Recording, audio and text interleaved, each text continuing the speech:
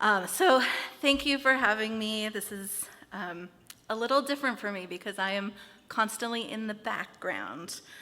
So this is now the second time, only because an hour ago was the first, that I have spoken and put my name to something in like the last 8 years. So, but I do appreciate the opportunity to be here and talk about the two things that have shaped my life and my career, which is public relations and speechwriting. So both are about the same idea, that the words we choose and the stories we tell about ourselves and each other can build trust, they can strengthen relationships, and even shape our communities. So just a little bit more about me. I've spent most of my second career ghostwriting behind the scenes, and it's a role I've come to love because I get to help leaders find the right words at the right time. Before this chapter, I was a high school English teacher in a small town near the Tri-Cities, and I genuinely thought I would retire from the classroom. I had wanted to be a teacher since I was in 3rd grade. But life shifted dramatically for me, best laid plans. In 2015, my husband passed away, and he was also a high school English teacher in the same district. So I stayed one more year in teaching, but ultimately realized that the place that I had once felt most at home no longer fit. So that's when I stepped away from the front of the classroom and into the quieter work of shaping language behind the scenes. And really, to my surprise, I found purpose in my cubicle. I discovered I could still teach and make a difference in people's lives, just in a different way, as a voice behind the voice. So going from a teacher to a ghostwriter, I think has given me a unique perspective on the power of language and leadership. From being a teacher, you know that the most effective messages aren't always the loudest or the flashiest, but they're the ones that are rooted in listening, in empathy, and intention. So today I'm going to pull back the curtain a little bit on what I do, talk about what it means to write for others, why that work matters, and how the words we choose can either deepen connection or erode trust. So to begin, who is public relations? Public relations professionals are obviously writers, but we are also strategists, we are media navigators, and unfortunately, most often, we are crisis managers. So my specialty is called executive communications, which means I spend my day writing for a single executive under the umbrella of a public relations team. So, but ultimately, all public relations professionals have a passion for storytelling. So that's the who, now it's the what. At its core, public relations, and from here on out, I'm just going to say PR, since that's how it's most often used. PR is the art, but most importantly, the science of building relationships through strategic communication. It involves understanding an audience, crafting messages that will resonate, and managing the reputation of a person or an organization. So I need to be clear, though, that PR is not the same as marketing or advertising. So in advertising or marketing, it's called paid media. And so you're paying to have your story told, whether that's an advertisement or a billboard or a commercial. So you get to decide what gets published. In PR, on the other hand, is what's called earned media. So what we do earns us a story on the front page, and that can be good or bad. We hope it's good. So paid and earned media create an overall strategy in communications, but they are distinctly different. So I don't work in marketing, I work only in earned media, PR. So to understand PR, if you can imagine a big metal bucket. So the bucket represents your reputation. And every positive thing you do, every story or narrative that gets to the public and makes you look good, each one of those is just a drop in the bucket. So over time, your goal is to fill the bucket, create a strong, trustworthy reputation. And we do that in multiple ways with different tactics. So it's very strategic and calculated. One way is, we're all writers, so one way is writing articles, but we publish them on our own website or our own social media because we own that. If we have an interesting angle on a hot topic that's out there right now, we can probably do an op-ed most often, like to a news source, but we'll pitch it to the news source that will most likely run it based on who their audience is, so it depends on the topic. And since PR is earned, we might also consider making a press release, which is pitching a story in the hopes that the news will do it, the news will pick it up. We give them kind of a whole kit with quotes and photos or videos, and we just hope they find it interesting enough to publish.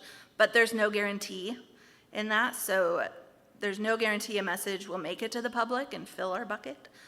So we always have a multi-pronged strategy when it comes to storytelling. And in addition to writing our story, we also put our executives in front of different audiences to deliver speeches of all kinds and to connect and authentically tell our stories and capitalize on our strengths. It's always risky though, because if it's off the cuff or there's no notes, you don't know what your executive is going to say often. There's always a PR person in the background, like, stick to the talking points. They never do. So we do the best we can, but sometimes, ultimately, one message is going to get remembered and another gets lost. Could be a big news day. But day in and day out, we work to fill the bucket. But crises inevitably happen. So you've got your big bucket, but someone or something is going to come around and just poke a hole in the bucket. And suddenly you're leaking all this goodwill that you've built up. And the only thing that's going to avoid disaster is how full that bucket was before the hole appeared. So good PR professionals, try as we might, can't always stop the leak from happening. But we can ensure that the bucket doesn't run dry before the hole gets patched. So we want our reputation up here, poke the hole. We can lose some goodwill. But if your reputation is here in the bucket, you're going to run dry really quickly. So Warren Buffett, the billionaire investor, bluntly wrote, "It takes 20 years to build a reputation and 5 minutes to ruin it." And that is very, very true, and it's why we never shut off our phones. I have yet to be involved in a crisis that happens between 8 and 5, Monday through Friday.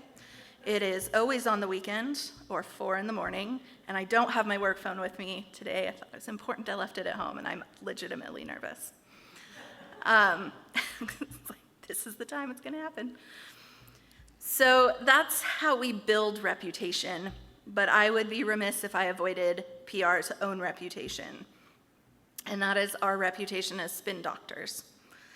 So the term spin doctor originated in the 1980s political arena. That's often where it's kept, is in politics. And it refers to someone who takes a negative story and twists it into something deceptively positive. That bending of the truth is manipulating the public, and it raises serious ethical concerns. There's real tension in public relations between advocacy and honesty. Our role is to help people and organizations present themselves in the best light, but it shouldn't ever come at the cost of truth.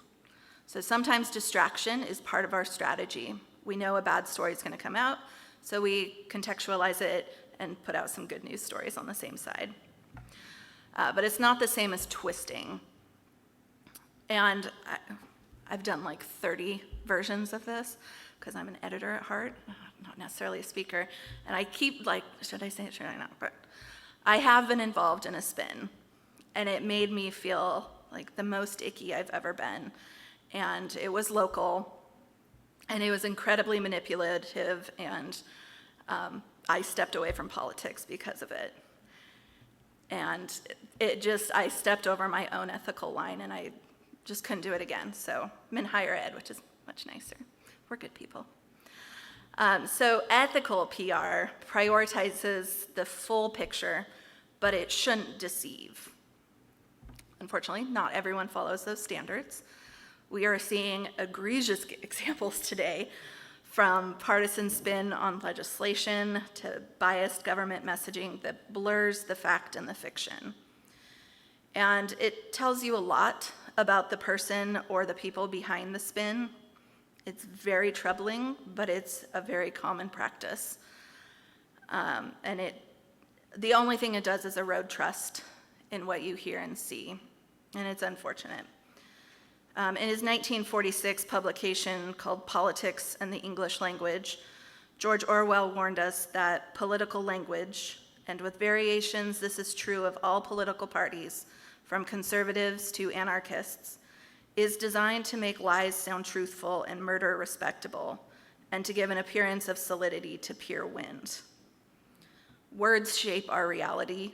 I truly believe the pen is mightier than the sword, and PR people owe it to our audiences to yield them with integrity, to not manipulate purposefully. And that's the belief that I take with me into speechwriting. So when you write a speech, it's not just arranging words artfully. It's entering someone else's voice, their values, and their worldview to tell a story honestly. And when those words are ultimately spoken by the face of an organization or a city or a university, the integrity with which they are crafted matters just as much as the message itself. Boston Mayor Michelle Wu, her chief speechwriter, Ezra Zweli, he described this practice in an interview once, and I was like, that's right.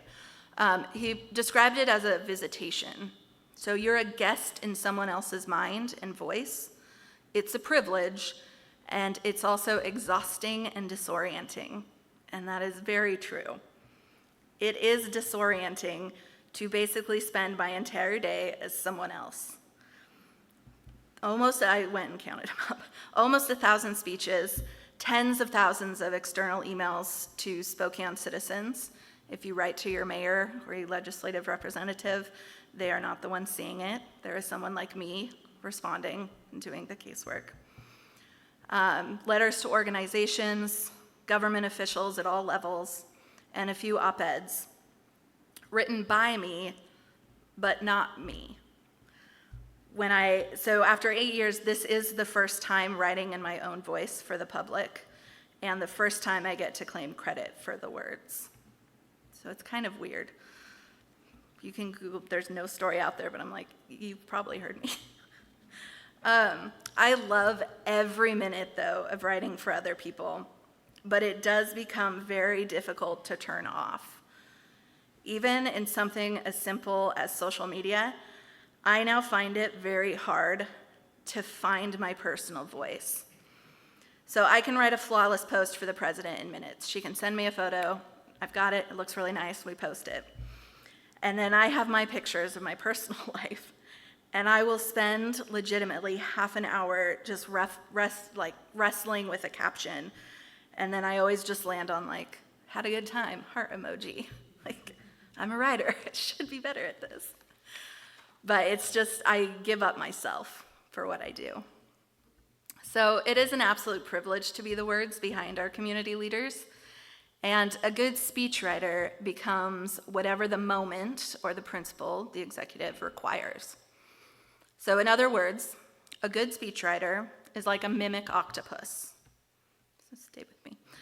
I learned about this extraordinary sea creature through an Octonauts episode, which is, I just heard someone say yes. So it's a kids show I used to watch with my daughter, and it's one of those where yeah, we can watch it. This is great. It's like these little animals that live underwater, and they feature a sea creature every week, and it's just great. So this octopus, this mimic octopus, was only discovered in the 1990s, and is like others in that it can change its color and shape. But it goes one step further in changing its behavior to imitate other animals. So to date, it's been recorded mimicking over 15 different species. So I have only mimicked 5, mostly 3, there's a 4th, and then a 5th.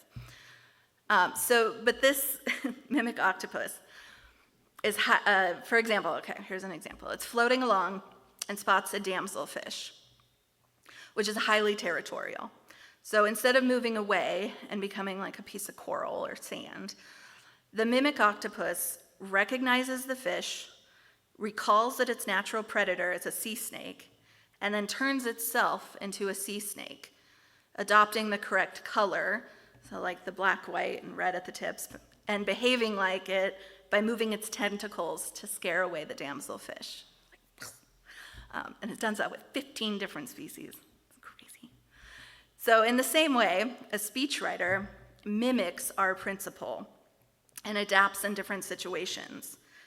So we study our principle's tone, especially with different topics. So when I went from writing for Mayor Nadine Woodward, it was 2 weeks later, and then I was writing for President Shari McMahan. And so it was really quick. I needed to do a lot of research. And so I was just walking around listening to her in meetings and just not taking notes, but just listening to what words she used. And it was the first time that she talked about equity. And she was just in a normal meeting with faculty, and then something happened, and she slammed on the desk and just moved forward, and her voice elevated, and she was talking about student equity gaps, whereas students of color graduating at the same rate as their white peers. And it was okay, she got really snappy about it. And I knew in that moment that that was something that I could put in her speeches at a time when we needed to up the moment. Or if she wasn't going to use notes, I could put it in and she would be able to ad-lib on it very authentically. So we study different topics and their tone. We study cadence, which I got very spoiled with Nadine. She speaks like a journalist, and it was just so easy. It was a lot harder with Mayor Condon. He, in regular, doesn't talk in full sentences. So it was very hard to write speeches that were authentic and not full sentences. And then we also study their personal and their professional values. So we go back and study what they've done in the past. And we dive a little bit into their personal history, a bit, to craft words that will sound authentic. So it requires that you put yourself aside completely, because the goal is not to sound brilliant yourself, to be like Tessa Delbridge, but it's to make the speaker brilliant. So the example that I have is the very first speech that I ever wrote for Mayor Condon. I kind of stumbled into being his speechwriter. He had someone else, and it was a Veterans Day speech, and he didn't like what she had written. So he was like, "Hey, Tessa, give it a try." And I was like, yes, it's my moment. And so I wrote this speech, and I thought it was beautiful. I still like the message of it. And I tuned in the next day there was a Facebook Live of the event, and I was like, oh my goodness. And he came on from first word, total rewrite. There was absolutely no word that was me. And I was devastated. But what I realized was I had written a speech as me, what I wanted to say. And Mayor Condon is a veteran and comes from veteran family. I don't. And so I wasn't putting myself in his shoes and what he would say as a veteran on Veterans Day. So it was a learning moment for me. And I will say I very much internalized that and got better. And to this day, he still calls me up when he does a Veterans Day speech and asks me to write it. And I'm very honored to do it, especially, knowing what he cares about and what he has experienced in his own life. I do have a good example of a speech that I did. One of my favorites, again with Mayor Condon, was the reopening of the pavilion in Spokane when that reopened. And in David's office, he had a book. It's called The Fair and the Falls. And it's 600 pages of total history of the World's Fair. And he knew it inside and out. And it's actually written by a professor at Eastern, Dr. Bill Youngs. I was not born in 1974. I was not here for the World Fair. And so in order for me to sound like him with his knowledge, I poured myself into the research. I read most of The Fair and the Falls. The history, its symbolism, its connection to Spokane, its connection to the river, sustainability. And when he gave the speech, it was one of the few that I was there, it landed. You could tell. Yes, I nailed it. It sounded authentic from him because I was writing what he knew, and I was being him in that moment. So there's real power when you have a well-crafted and well-delivered speech. And we all know the greats when it comes to that. I have a dream. We can all say most of it. I always like the ask not what your country can do for you, but what you can do for your country. Okay. And then the one that shook me the most was President Obama, his "Yes, we can" speech. And I was rewatching it the other day, and I was like, tears were coming down. I was like, yes, we can. I was like, Zoe, sit here. You got to hear it. She was like, I don't get it. I was like, it's good. So these are words that shape movements in our nation and shift mindsets of generations and get us into get us to vote. These are powerful. At the same time, words can also shake a foundation and set off complete destruction. So our job as speechwriters is to listen deeply, write honestly, and help our leaders rise to the moment. Because in times of need, their words and our words matter. And it's how we use them that matters most. And I will add here that this is why AI is never going to replace good speechwriters.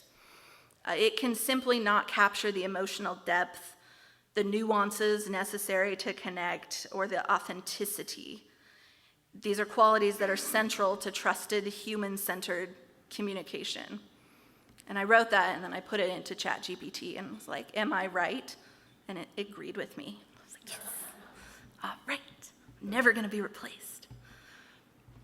So when done well, public relations and speechwriting foster trust in our communities. Strong PR can bridge differences, close distances, and soften disagreements. At its best, PR serves others, inviting people into mutual understanding through storytelling. But when it fails, it can have a lasting impact. There's a plethora of examples of failure. And probably one of the most that we think of is just the awkward responses from corporations to public issues, or apologies that completely miss the mark. I've gone to classes solely on how to write an apology. It's very difficult. But in all of those, the pattern is familiar, and it's a breakdown in listening. It's not always from bad intent, but usually from arrogance, from haste, or disconnection. They're words that are shaped in a vacuum, in a boardroom, in a cubicle. Statements that are so sanitized, they mean nothing. We call them nothing burgers. It wasn't long when I was at Eastern when the admissions, the affirmative action in admissions came down from the Supreme Court, and it didn't make a difference because Washington isn't able to use affirmative action in our admissions, but, and this is not hyperbole, it took us 6 hours to write our tweet, to write our response, which is not many words, but it was 6 hours and 4 people and the Attorney General just to get a tweet. It was so ridiculous. So the best PR, though, happens when we truly know our audience. We understand the moment, and we choose our words with care. When communication reflects a genuine grasp of the people it's meant to serve. So to wrap up, turning away from the professional to the personal, and I wrote this before I heard the Brené Brown little quote, so it's pretty much the same. But public relations is how we present ourselves to the world, and how that shapes the relationships we build with those around us. So every day we're all practicing public relations. Each of us is telling a story through how we speak, how we listen, how we respond. We don't have a team crafting a polished image, but we do control what we say and how we say it. In our individual lives, we shape our stories through consistency, through compassion, through care. Our words and our stories carry weight, not just because they inform, but because they also reveal. The tone we use, the pauses we take, the ways we engage across disagreement, all of it adds up to become our reputation. We're all filling our personal bucket with drops every day. So in the end, know that the story you earn will always speak louder than the story you tell. Thank you.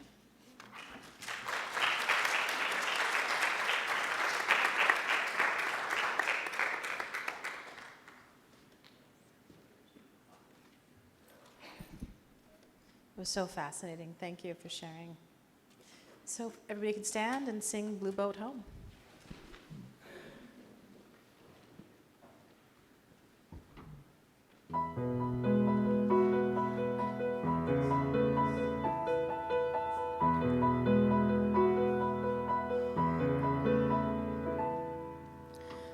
Though below me I feel no motion, standing on these mountains and plains, far away from the rolling ocean, still my dry land heart can say, I've been sailing all my life now, never harbor or port have I known. The wide universe is the ocean I travel, and the earth is my blue boat home.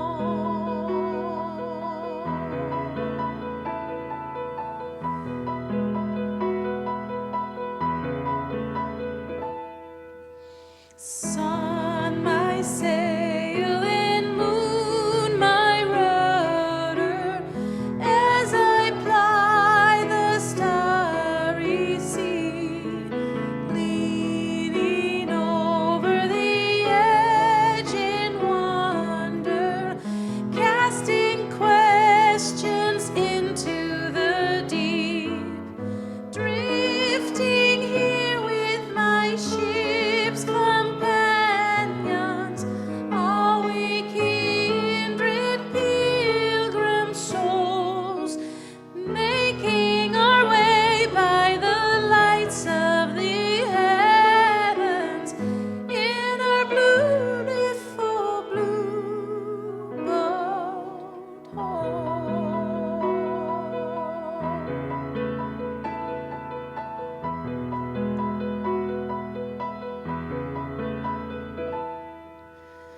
I give thanks to the waves upholding me, hail the great winds urging me on, leaning over the edge in wonder, sing the sky my sailor's song.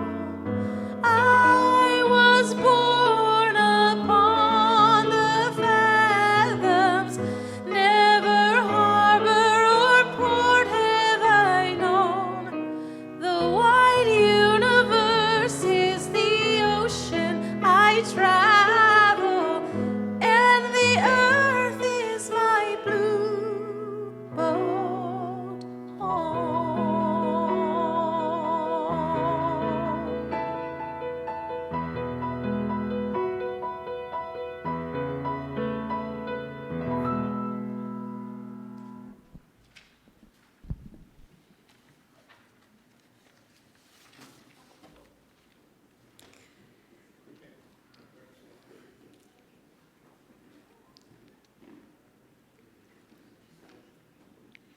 Our benediction today is from the late Howard Thurman. Don't ask yourself what the world needs. Ask yourself what makes you come alive, and go do that. Because what the world needs is people who have come alive. Amen. Blessed be. Salam alaikum and shalom.